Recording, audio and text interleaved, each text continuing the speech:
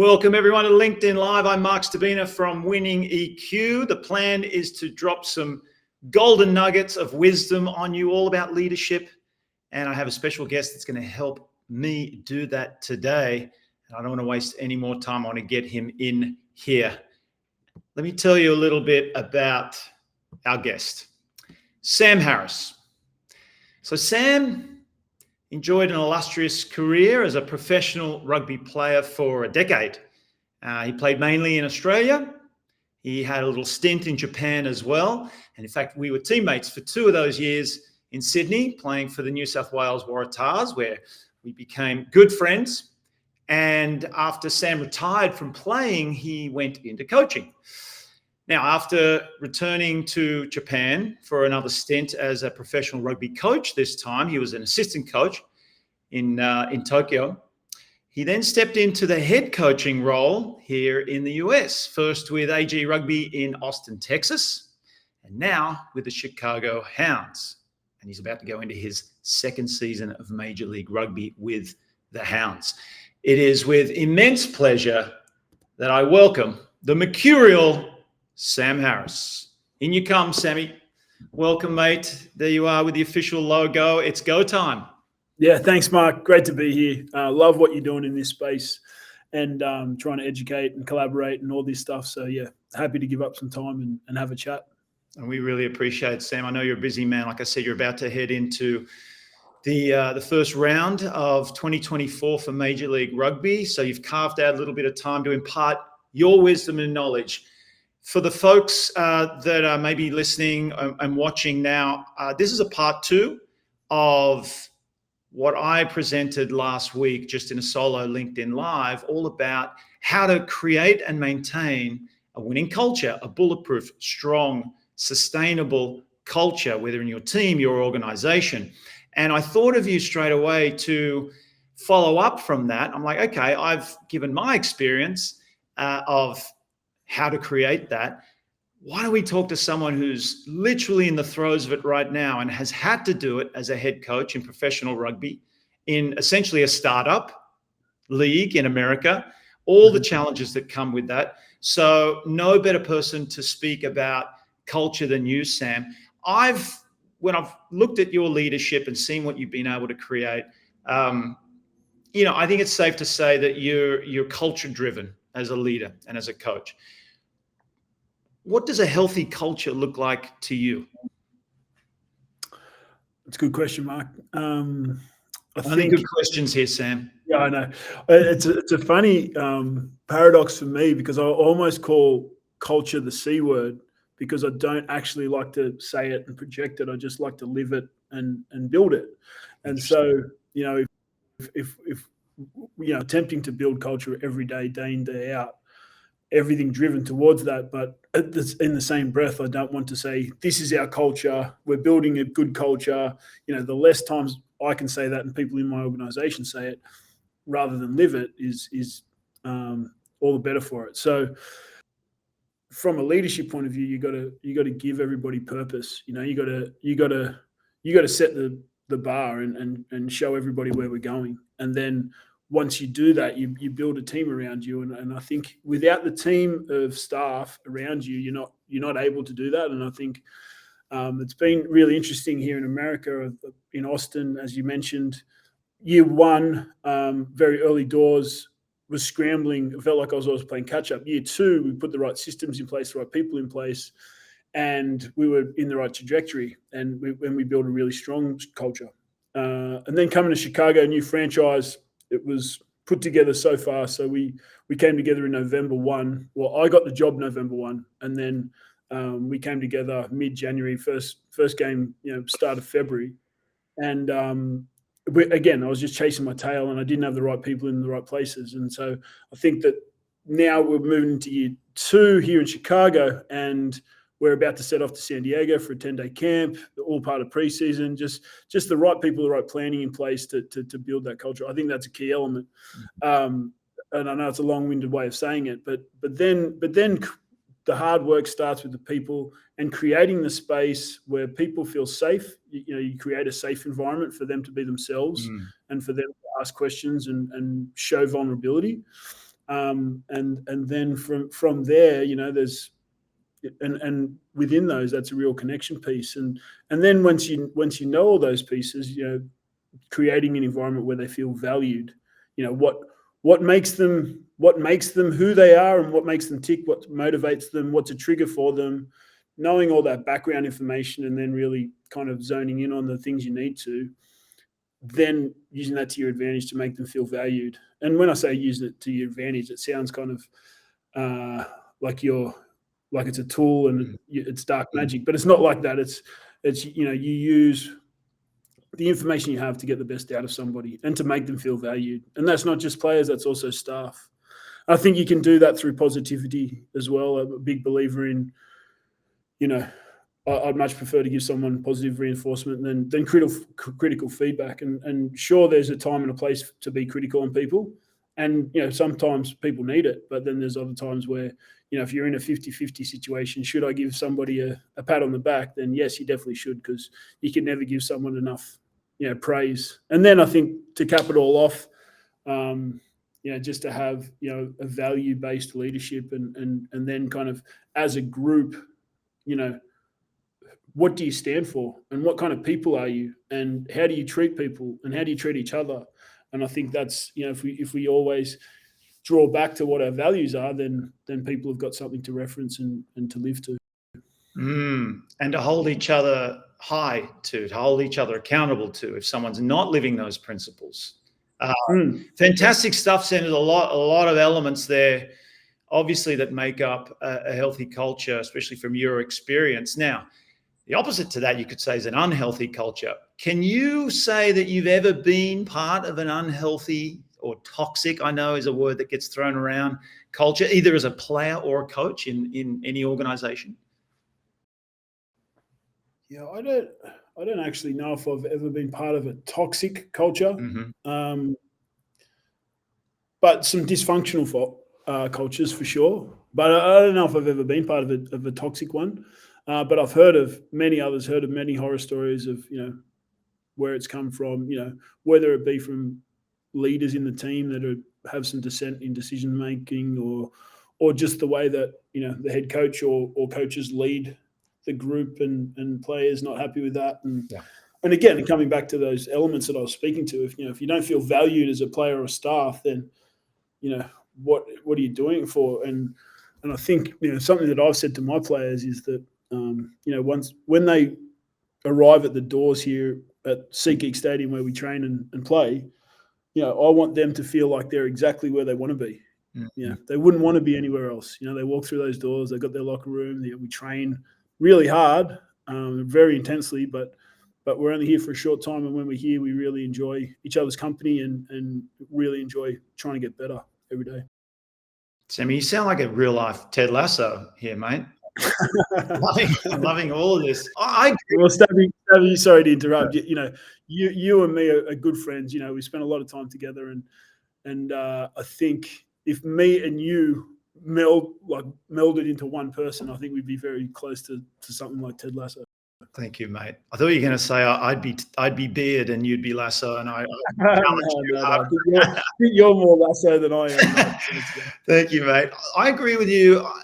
You said a really good word, like toxic, maybe not, dysfunctional, yes, and that's a similar experience to mine in different teams, and without naming names, but I've seen that, and it does come from leadership. It's so important that it starts at the top, and where I've seen dysfunction is, to your point, when players aren't happy, not just whether they're being valued or not, but not having trust in their leader, aka the head coach or the coaches. No. And a lack of integrity is normally the number one cause of that. When a coach says, you talked about principles, Sam, here are the principles, or here is actually how I'm going to select the players, select the team, here's how I'm going to run things.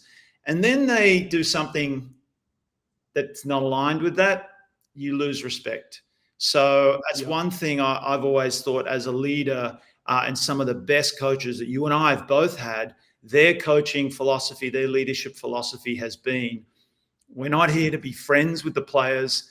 We're here to get respect like that. When leaders lead from that, then they don't blur that line. And respect is when you have your employees, your players, your team members wanting and trusting in your leadership. Would you agree? 100%. And I think from your example, and I completely agree with, stating what your examples are and then not being consistent with them. Like I think from a coaching point of view, as long as you're consistent, players will, in that column, they'll be happy with that. But I think the other area where leaders can fall down is being ambiguous with how they're going to lead or what the direction you're taking. And if there is that ambiguity in what you're trying to achieve, then players really don't know where their North Star is and what they're working towards. And then if you're inconsistent in, feedback or whatever, players don't really know where it's coming from, and that can cause some dysfunction. So true, Sam. You mentioned before, I want to come back to when you were talking about feedback. I have a feeling that might sort of partly answer my next question when it comes to high standards. You're a man of high standards and expecting high standards. You're a leader that expects that from his team and his players. We've already established that you're also culture-led. You want to make sure that players are valued, they're having fun, they're enjoying where they are. They wouldn't want to be anywhere else, but they still need to perform because you still need to get results. How do you strike that balance between maintaining high standards and expecting the high standards from your people, while also creating an environment that is connected and enjoyable for the players? Yeah, I don't think they're mutually exclusive. I think if you put the right processes in place in terms of best practice for, how you run a training session and, no fluff time in between, reps or sets of training drills, or, it's a ever evolving learning experience for me in terms of like, could we have run that meeting better, differently? Could it have been shorter? Did we use too many clips? Were the players, after 7 minutes that they lost their attention span, and then how does that transfer onto the field? Did we get the flow of the day right? Like me and my coaches, we put a lot of attention into that part of the day and the environment and what we're trying, what we're always coming back to. So I think in terms of maintaining high standards and creating space for connectivity and camaraderie, I think camaraderie is another thing of mine that I love to create. I think that's ultimately, why I'm still in coaching, because when I played as a player, and you know this more than anyone, Stabby, that the camaraderie piece is the thing that is the most special. And people that work 9-to-5 jobs in the corporate sector don't really get to experience what playing in a professional sporting team brings you in terms of camaraderie and the connection you get with guys, and not so much just the fun laughs and having a drink, but also like when you're down in the trenches and you're training really hard and you're doing a really testing session, you actually find out about somebody and what they're made of, and can you trust them, can you not trust them, and then you walk off the field, and then you go out for a meal after, like that. Those sort of things for me as a player were really special. And for me to, I'm a little bit removed from that now that I'm a head coach. I can still get that with my staff, but also creating opportunities and kind of letting players find those opportunities is a huge part of what we're trying to build here in Chicago. You're so right about the camaraderie and why, in fact, professional athletes do struggle, right? When it comes to transitioning out of being a player, maybe coming into coaching. So interesting that you said you're still in the sport, but it is different. You can create that to a similar degree with your team, your coaching staff, but just it'll never quite be the same as a player. And that is what's special about the professional sports environment, not just rugby, but other teams, other sports. For people that are watching that haven't been involved in that or can't really relate, as you said, there are people in corporate America, or corporate Australia, corporate UK, whatever you want to call it, that have 9-to-5, what you would call standard jobs. You can create a version of that, right? So would you say that's also an important piece in creating a strong culture, is is that camaraderie with your colleagues, your teammates? Yeah, sure. I think, like, don't get me wrong, there's still space for corporate America or corporate anywhere to build a team. And I've been witness to some. I've been lucky enough to meet some really special people here in the States that have kind of brought me behind the curtains of their companies and what they're trying to build, and how they might have 1,500 employees, which is very different to what I'm doing. But they still consider them family, and they still listen to their problems, and high function CEOs, but then they still taking everybody on a retreat to Mexico and stuff like that. So there's still lots of areas to find the camaraderie for corporate space. But the locker room hijinks, the full-on contact out on the field where you really are in the trenches with some people, like that's the differentiating part. But yeah, I think in terms of like companies, they can still create a really special environment, and I think it's all based around similar principles to what I've spoken about already. Yeah, Sammy. We're in a very privileged situation right now, having you here, and there's a chance for us to go behind the curtain a little bit, talking about the Chicago Hounds. And you touched on some of the challenges of being a new franchise last year. What can you quickly tell us is the difference now with building your culture between last season and now this season? Yeah, I think as I said, we were chasing our tail last year, but this year we had the time between seasons to level up in a few areas that we needed to, bring in new people in areas that we didn't have last year. I think we had a total of like 11 rugby staff last year. I think we're closer to 23 now. And so it's a full-blown operation. And yeah, whether it's staff or players, we've leveled up in a lot of areas because of and there's some people in both the roster and the staff that are overqualified for the positions that they're in, but I think a lot of that's due to word of mouth or listening to either me or James English, the CEO, listening to their dream, or even being privy to hear Peter Bernick or Matt Satchwell or Phil Groves talk about the club and what they're building here.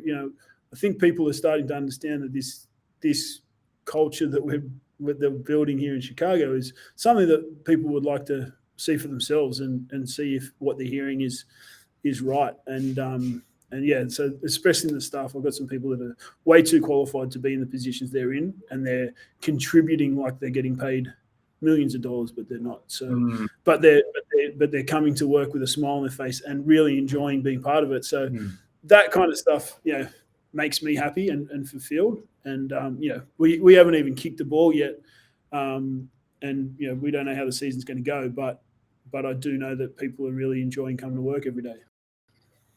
Well, that's purpose, isn't it? And vision. You mentioned it before as a key ingredient, right? So people are bought into that vision that you've created. Word of mouth is, this is a new franchise that's building something special, and people want to be involved. So that just goes to show for people out there, it's not just about compensation and money that's going to create a strong culture and those kind of incentives and rewards. Purpose and vision can be enough that make people want to go above and beyond for your organization. That's what it sounds like you're creating at the Hounds. You mentioned also principles. Just as we're coming to the end now, because I know you're busy and we're going to let you go, is there any principle of yours or the Hounds that you're able to share with us, just to give us an idea of what an important principle is when building a culture? Yeah, and I think it's easier if you stick to very simple, measurable things. But if someone comes in contact with anyone from our environment, you must shake their hand, look them in the eye, say hello, introduce yourself.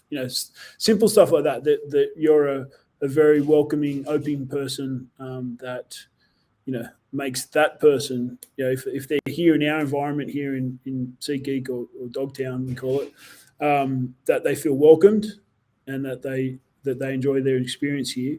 And then also to your teammates, speak to your teammates respectfully, I mentioned earlier, but also make sure that you connect with everybody in the building before you get your day started. Perfect. Love it. Last thing, Sam, I always love to leave our audience with some tangible takeaways, some golden nuggets that they can apply in their own position, their own role, their own lives. You gave us a great answer at the start of what you believe creates a healthy culture, a healthy team culture.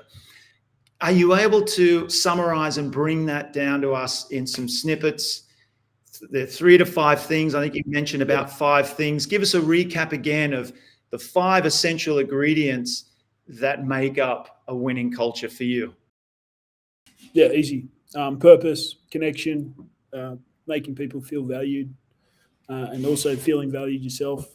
The art of positivity and value-based leadership, something you could always come back to. Sounds easy. Simple as that. All you leaders out there, follow those 5 steps from Sam Harris, and you're on your way to a healthy, strong, sustainable, that's the key as well, team and organizational culture. Sam, we're going to let you go, but I want you to let us know how people can find you. I actually have a couple of QR codes. There's the man himself. Look at that. It's almost identical to the screen to the left. Follow Sam on LinkedIn. He's a super available, open guy that is accessible at all times. That's what makes him a great leader. And there's the Chicago Hounds. So follow the Hounds. Look, that's their website. Use the QR code. And the season's about to kick off. So follow the Hounds and Major League Rugby, and they should become your team. Big things expected. Any other ways we can support you, Sam Harris? Yeah, give the Chicago Hounds a follow on Instagram, please. We can do a few more followers. My Instagram handle is Hemingway Harris. If anybody wants to give me a follow too, not that I need it, but it's always there. And again, as you said, I'm always welcoming of any questions or any way I can help people. I do want to cap off with Marc that thanks for making this space available. I really enjoyed chatting with you, and I know it's maybe came across that I was tooting my own horn, and I don't profess to know everything there is about coaching. Everybody's always learning, and I'll probably evolve. The snippets what I gave to you today in 2 years' time, but all that be what it is. I really enjoyed having a chat with you and connecting and spreading the word. Sam, thanks so much, mate. As always, for your time. You're a man in demand. You're busy, and you're one of the most modest, humble leaders I've ever had the pleasure of knowing and watching. And you're only just getting started with your coaching career. You've already achieved so much in your first few years as a head coach. So I'm excited to see what's in store for you for the future, mate. It's been an absolute pleasure. Thanks, Sammy, and all the best for the first game of the season. Cheers. Appreciate it. Against Miami Sharks in Miami at the stadium that David Beckham owns. Lionel Messi played. Isn't that great? What a great advertisement for Major League Rugby. All right, mate. Well, get us a W.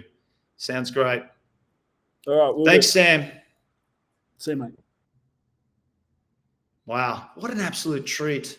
And I mean it. That guy, his leadership style, even as a young man, as a rugby player, you could see that he was built for leadership and built for greatness. And it was an absolute pleasure to have him on today and give his experience and his account of what makes a strong, sustainable team culture and organizational culture.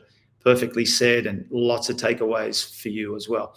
All right, that's it for this week on LinkedIn Live. Thanks to those who popped in and popped out. It was great to have you with us. And stay tuned. We'll be doing this again, probably a solo live next week before inviting another special guest in the following week. You're getting an idea of the cadence now. Have a great Tuesday, everyone, and I will see you soon. Bye for now.